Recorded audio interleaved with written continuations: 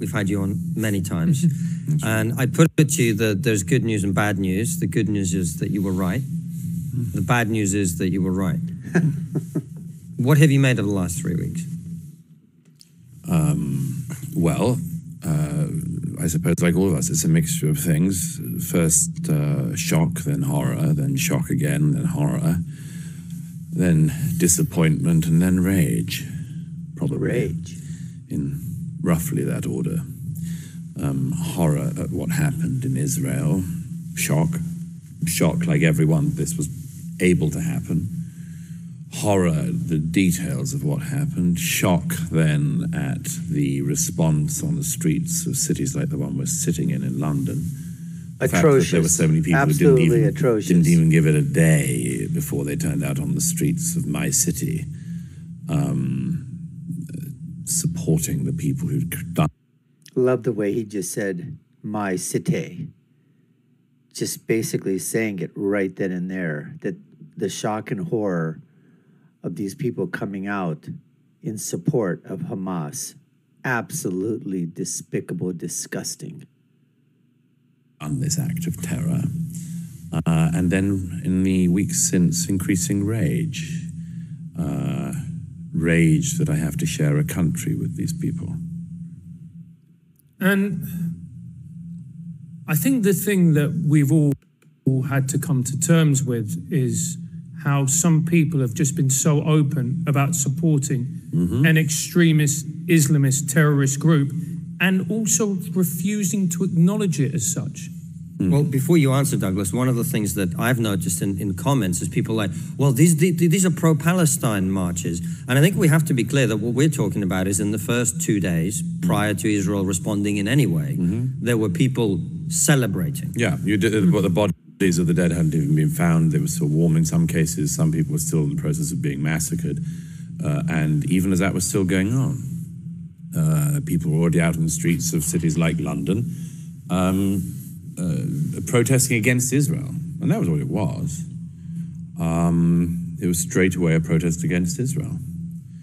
And, you know, look, there are lots of fine delineations you can do about it, some of which are true and some are not. You could claim that the people who've come out in recent weekends on the Saturdays care about Palestinian lives. I don't think they do. They don't. I just don't think they do. They don't. They're just out there. I'll tell you one reason why is that nobody in the Middle East, apart from the Israelis, cares about the Palestinians a jot. I've traveled around the region. I've spoken to enough people, including leaders of other countries in the region, to know the Jordanians do not like the Palestinians at all. They find them an unbelievable West Bank who should effectively be in Jordan. The Egyptians loathe the Palestinians. So true. The authorities are keeping the border between Egypt and Gaza closed because they hate the Palestinians. I know people who were born in Gaza when Gaza was owned by Egypt. If Egypt wanted to solve the Gaza problem, it could do so tomorrow by taking control of Gaza or allowing the people of Gaza to go into Egypt where they should be. Nobody else in the region cares. The Qataris host Hamas and fund Hamas, as well as, of course, pumping billions of pounds into countries like this one to make us deeply compromised. But nobody in the region cares about the Palestinians. Certainly nobody cares about them more than the Israelis, who go to incredible efforts to try to limit the deaths and the mistreatment of the Palestinians, even as the whole region, the world, has given them these people to look after. Nobody really cares about the Palestinians, and frankly, the idea that Muslims care about their brother Muslims is absolute rubbish. I think we've flattered much of the so-called Muslim street by even pretending this in recent years. You know, hundreds of thousands of Muslims have been killed in Yemen in the last few years, and there hasn't been a protest 1% of the size of what we've seen in recent days and weeks in the West. Hundreds of thousands of Muslims have been killed in Syria in the last over a decade, since the civil war in Syria, by Assad, by the Assad regime, by rival jihadist groups, by intra-religious sects, and much more. And we haven't seen 1% of the people who turned out on the streets this day. The idea that Muslims actually care about their fellow Muslims. You know, what Douglas is saying is so true. It is so true. that Muslims upon Muslim violence is the greatest perpetrator of terrorism that occurs to the Muslim population. It's Muslim upon Muslim violence. And as Douglas was saying, all these atrocities that occurred, the number of Muslims killed in Syria, in Yemen. Did you see any protests at all, folks? Any protests out on the streets? Any United Nations march? Anybody ripping down posters of people missing? No, not at all. The number of Muslims that were killed in Afghanistan by Muslims. Anybody protest outside of Afghanistan? Streets of New York? Streets of London? Streets of Rome? Gay Paris? No. New York City? No, you didn't hear any of that. Any protest? Any protest at all for the Muslims being killed under the Taliban regime? Any protest of anybody of an LGBTQ or gays or lesbians that were being killed in Muslim countries just for being gay or lesbian or transgender or whatever, being thrown off of buildings, being executed? Anybody have a protest for that? What about the 1 to 2 million Muslims in China that are being held in concentration camps? Any protest at all for that? No, you don't hear that at all. There's no protest. None. Donald Trump had to bring it up to the United Nations when he was president. And everybody basically pounded upon him for mentioning it. Folks, this is what we got in store for you today. This is what's on tap. You're watching the Dr. Nasir Shaikh Show. I'm your host, Dr. Nasir, where I give you my political prescription from my political perspective. What happens when you have Douglas Murray at a sit-down interview asking questions of him as to what does he think is happening in the world? When you've got social media, culture, religion, Islamism, fundamentalists, terrorists, Hamas, Israel, governments all come clashing together. Let's get back to more of the interview with Douglas right now. It's insane. They don't. What they care about is Jews. There is something at the very root of Islam and followers of the Muslim religion who cannot bear any war in which Israel is fighting, and most of all loathes any war in which Israel is winning. And you can see it. It's at the absolute core of their being. This is why they are on the streets of this city and others marching. It's not because they love fellow Muslims, it's because they hate Jews. So you're saying there's something at the root of the religion. Well, let's tease that apart. What do you mean by that? Well, there's two particular things worth mentioning. One is, of course, that Muhammad, the founder of Islam, himself beheaded, massacred many, many Jews. Famously, there's one battle in particular, and the Banu Quraysh. It's a story you can find in the Quran and the Hadith, and of course, this is because the Jews would not accept the revelation of Muhammad, such as it was. And so they were seen within Islamic tradition as being one of the first people who turned down the opportunity to join Islam.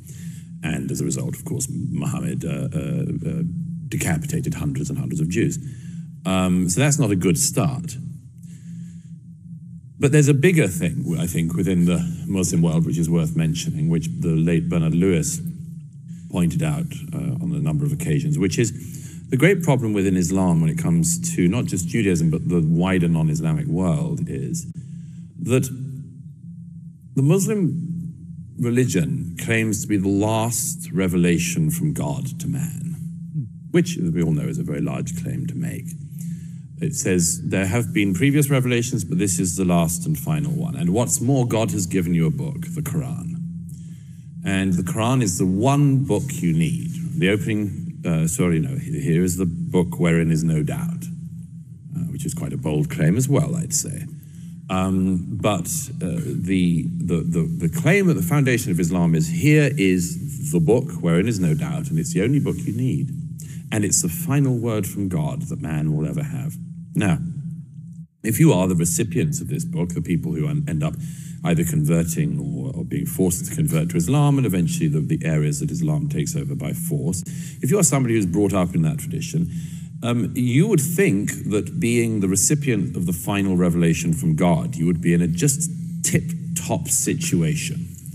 You know, you would imagine that, well, this is going very well. We've got the final revelation from God. What's not to like? What's not on our side? And then several things happen in the millennia since, which is, first of all, many, many Muslims realize that despite having the final revelation from God, things don't seem to be going very well. Until oil is discovered in certain parts of the Middle East, most people live in total destitution. The discoveries and enlightenments of Europe largely passed the Muslim world by. This shouldn't be exaggerated. Certain parts of the Muslim world, of course, give the Western world certain parts of what becomes the Western European tradition. So there were times of interplay. There were times of mutual learning. And now, of course, everyone looks back at them, or many people look back at those times with nostalgia. Nevertheless, in the main, the Muslim world cut itself off from the rest of the world and didn't care to learn from the rest of the world, didn't improve the economic conditions of its people, totally failed to create societies anything like as successful as, for instance, European societies. And therein a question arises, which is, if we are the recipients of the final revelation, why is everything so awful where we live? And then you have the additional thing, which is, and how come the Jews return or re-establish of course, many Jews are already living in the area that's now Israel, but already lived there, but many others come from other parts of the world, including from the Middle Eastern countries where they're chucked out by the governments in 48 and so on. The Muslim world sees this tiny, tiny bit of land, which, among other things, is the only bit of the Middle East that doesn't have any oil. And they make of it a much more successful country than any of the countries around. Now, if you create a Palestinian state, you just have another failed Arab state, another failed Muslim state to add to the more than 50 already failed Muslim and Arab states. What is the explanation that the Jews who refused the Prophet's invitation to Islam are still here, have this tiny bit of land, and make all of these discoveries and other things that show themselves to be so successful? It's some kind of stab in the heart. And instead of saying, we're doing this wrong, the thing is, the Jews are doing something right, and that must mean that they've rigged the game. That's why they care, among other things. And it leads to the deep pathology of anti-Semitism, which has been largely eradicated in Europe among Europeans, not entirely, but largely. There are still some bits of the far right you can find across Europe, and occasionally in the UK with a sort of the whiff of this noxious thing still emerges. On the left, of course, it's much closer to the boat. But principally anti-Semitism in our own day, of the kind that we hoped ended with Hitler, exists and indeed thrives in the Muslim world. And the Muslim world is now in our world in Europe, and so we have the Hitlerian horrors of anti-Semitism back. Well, I have no doubt. You know, I think Douglas brings up a great point here. I guess in one word you could sum it up. I mean, it's a type of jealousy. Absolutely. Take a look at Israel and see what it has done with a small piece of land, no oil, just done it with a democratically, elected, system of government, surrounded by Muslim countries that in some instances, because of the black crude, because of the oil, have been able to build, beautiful cities or whatever. But in the meantime, there are so many in the Mideast that are not as well off. Take a look at the billions of dollars that have been given to the PLO and to Hamas. Don't you think they could have done something within the Gaza something on the West Bank, built some sort, the Singapore of the Mideast. They could have done something like that, but no, they squandered it. But when Douglas talks about, in the past, where there was that interplay, there were times when the Muslim empire was at its height in the world, as like were other empires at the time. They came and went. The Persian Empire. What was happening during the Persian Empire? Art, literature, science, music, all those things flourished. And there was an exchange between the Muslim world and the other world. The Ottoman Empire, the Turkish Empire, all these empires were beautiful, huge cities were created. People were, at that time, there was an abundance for whatever abundance was in those times. Sure, there were lots of people that didn't have, but these were huge empires that were built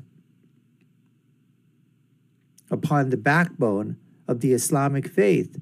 And there were many sects at that time, not just Sunni and Shia, but many, many sects of Islam at that time. But we come now into the, as we move forward, 18th, 19th, 20th, 21st century, as he correctly states, most of the Muslim countries are completely downtrodden. Nothing at all like, the Muslim empires or Muslim countries were in the past. And so, unfortunately, there is this anti-Semitism that does run, not just among, the Muslims, but among a lot of other people as well, as Douglas points out. I mean, I think it's a lot more in Europe than Douglas, says, but, there's that whiff he talked about of anti-Semitism. But as far as the Hitlerian type, the association of the Hitlerian association with terrorist groups like Hamas, PLO, Al-Qaeda, ISIS, I guess you could put a little bit of, the Hitlerism into the Islamism of those people that are the terrorists, those fundamentalists, those Islamists that are out there committing these acts of terrors, not only against the Jewish people, but against Muslims themselves, who they feel are not Muslim enough to be part of their Islamism or their brand of theocracy and their brand of the new caliphate that they want to establish. Anyways, folks, we appreciate you taking the time to watch. You've been watching the Dr. Nasir Shaikh Show. I've been your host. My name is Dr. Nasir. If you haven't done so already, we'd love for you to subscribe to the channel. Like, share, and follow us. Let us know what you think in the comments below. What do you think of Douglas's comments? My final thought, as always, when you're right, you're right. And when you're left, you're wrong. Until next time, folks, take care and stay safe.